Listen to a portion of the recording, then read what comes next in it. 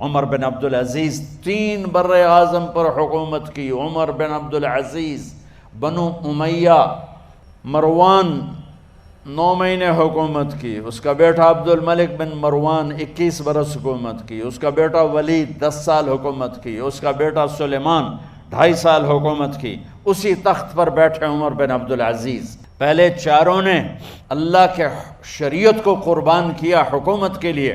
عمر بن عبدالعزیز نے اپنے آپ کو قربان کیا اللہ کے لیے. حکومت کو پاؤں کے تلے رکھا اور اللہ کی رضا کو سامنے رکھا. کیسی سلطنت کی؟ جب گورنر تھے تو 60 اونٹوں پہ سامان چلتا تھا. جب امیر المومنین بنے تو بچے کہنے لگے ماں سے، بچے بچیاں 12 تھے، ماں سے کہنے لگے کہ عید کا موقع آ رہا ہے، ابا سے کہو ہمیں نئے کپڑے تو لے کر دیں. ان کی ماں کا نام ہے فاطمہ، بچوں کی ماں کا نام فاطمہ بنت عبد الملک. یہ دنیاوی سٹیٹس میں سب سے بڑی خاتون گزری ہے. آج تک اس کے لیول کی کوئی عورت نہیں آئی. دادا بادشاہ، باپ بادشاہ، 4 بھائی بادشاہ، 6 خامند بادشاہ، 7 نسبتوں سے یہ عورت شہزادی رہی ہے.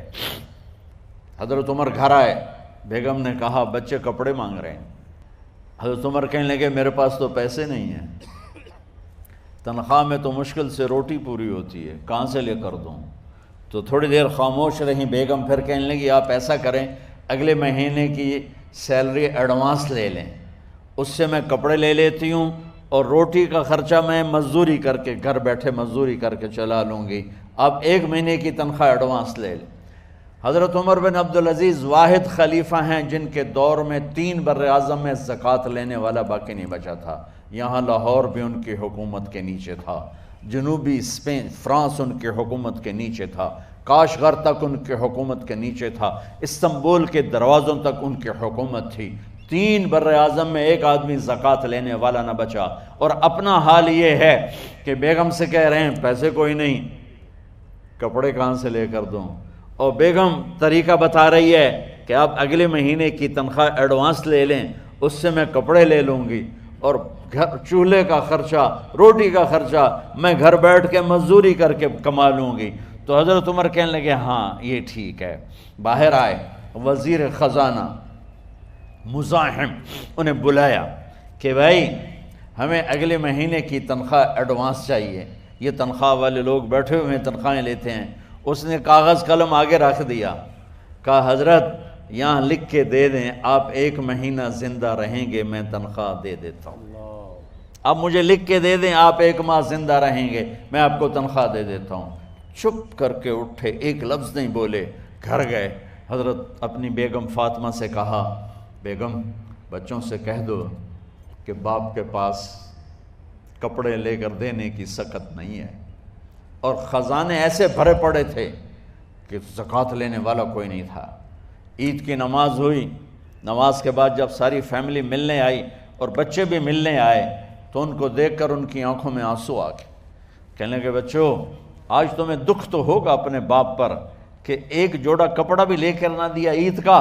تو ان کے ایک بیٹے نے کہا ابا جان آج ہم بڑے خوش ہیں، ہمارا سر اونچا ہے کہ ہمارے باپ نے مسلمانوں کے مال پہ ڈاکہ نہیں ڈالا، ہمیں قربانی کا بکرا بنایا لیکن مسلمانوں کے مال میں خیانت نہیں کی. یہ ان کا طرز حکومت تھا، اس طرح انہوں نے حکومت کی.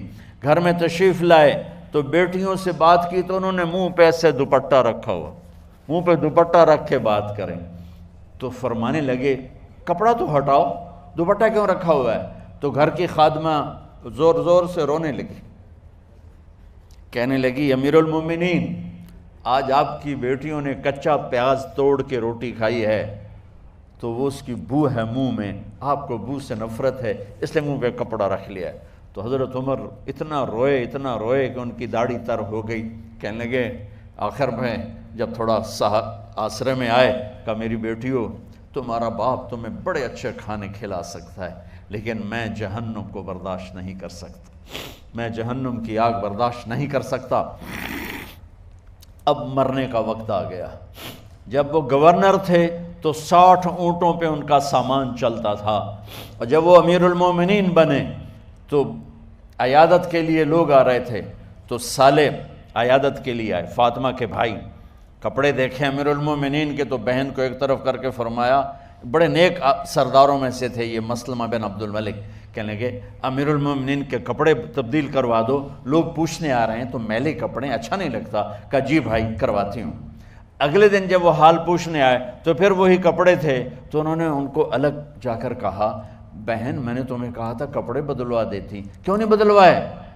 تو وہ رونے لگیں، کہنے لگی کہاں سے بدلواؤں، جوڑا ہی ایک ہے، جوڑا ہی ایک، کہاں سے بدلواؤں؟ اور حکومت کتنی تھی؟ 3 بر اعظم کی، 3 بر اعظم کی حکومت۔ ہمارا تو پٹواری امان کا نہیں ہے، اور وہ 3 بر اعظم کی سلطنت لے کر ایک جوڑے میں اللہ سے ملنے جا رہا ہے۔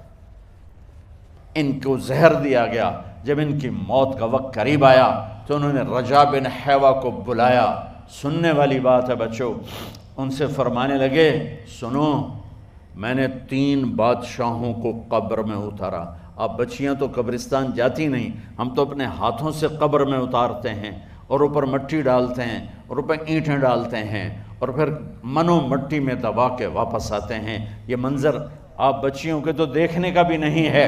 وہ کہنے لگے میں نے 3 بادشاہوں کو مٹی میں ڈالا، لیکن ان کے کفن کی گرہ کو جب کھول کے دیکھا تو ان کے چہرے قبلے سے ہٹ چکے تھے اور رنگ ان کے کالے پڑ چکے تھے۔ ولید بن عبد الملک، سلیمان بن عبد الملک، عبد الملک بن مروان، عبد الملک باپ، ولید بیٹا، سلیمان بیٹا، یہ تینوں کا ان کے چہرے کالے ہو گئے تھے اور ان کا قبلے سے منہ پھر گیا تھا۔ اب میں مرنے لگا ہوں، مجھے پہلے ضرور چیک کرنا کہ میرا اللہ میرے ساتھ کیا کرتا ہے۔ پہلے تینوں کی ظلم کی حکومت تھی، ان کے چہرے قبلے سے کیوں ہٹ گئے؟ آپ کو عجب بات بتاؤں، ولید بن عبد الملک روزانہ تہجد میں کھڑے ہو کے 10 سپارے پڑھتا تھا، 10 سپاروں کی تلاوت تہجد میں کرتا تھا کھڑے ہو کے، اور قبلے سے چہرہ ہٹ گیا۔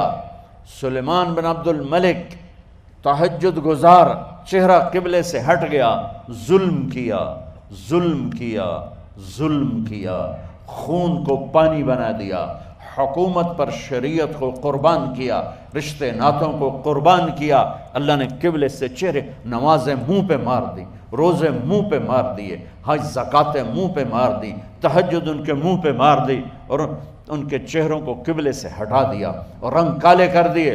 عمر بن عبدالعزیز نے اسی سلطنت کو عدل سے بھر دیا، اسی سلطنت کو عدل سے بھر دیا۔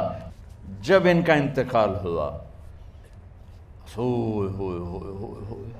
سلیمان بن عبد الملک کی ڈیڈ باڈی جب قبر کے قریب لائے اتارنے کے لیے تو ایسے ایسے ہلنے لگا، اس کا پورا جسم ہلنے لگا، تو اس کے بیٹوں نے کہا کہ ہمارے ابا زندہ ہیں، تو حضرت عمر نے فرمایا بیٹو زندہ نہیں ہیں، عذاب قبر جلدی شروع ہو گیا ہے، عجل اللہ بالعقوبہ، قبر کی پکڑ پہلے شروع ہو گئی ہے، چھپاؤ اپنے باپ کو جلدی۔ جب عمر بن عبدالعزیز کی ڈیڈ باڈی قبر کے قریب کی گئی اور ان کا بھائی اتارو، بھائی وہ باتیں شروع ہو جاتی ہیں، رومال ڈالو، چادر پکڑو، ادھر سے پکڑو، تو ایک دم ایسے ایک پرچہ ہوا میں اڑتا ہوا سب نے دیکھا، وہ آتے آتے آتے آتے آتے آتے یوں آ کے حضرت عمر کے سینے پر گر گیا، سب دیکھ رہے ہیں۔ جب پرچے کو اٹھا کے دیکھا گیا تو اس پہ ایک سطر پہ لکھا تھا بسم اللہ الرحمن الرحیم، اور دوسری سطر پہ لکھا تھا براءۃ من اللہ لعمر بن عبد العزیز من النار، یہ عمر کے لیے جہنم کی آگ سے نجات کا پروانہ ہے۔ 3 بر اعظم کی سلطنت لے کر وہ جنت کا پروانہ لے کر دنیا سے گئے۔ جب ان کو قبر میں اتارا گیا تو انہوں نے رجا بن حیوہ سے فرمایا تھا 3 بادشاہوں کے چہرے دیکھے قبلے سے پھر گئے، رنگ کالے پڑ گئے، مجھے تم نے دیکھنا ہے کہ کیا ہوتا ہے؟ تو رجا فرماتے ہیں جب میں قبر میں اترا اور ان کے کفن کی گرہ کو کھول کے دیکھا تو چہرہ قبلے کی طرف فکس تھا، اور مجھے یوں لگا جیسے 14ویں رات کا چاند قبر میں اتر آیا ہو۔ میرے عزیزو، طلبہ و طالبات، اللہ کو اپنی منزل بناؤ، اللہ کو اپنی منزل بناؤ، اللہ کو اپنی منزل بناؤ۔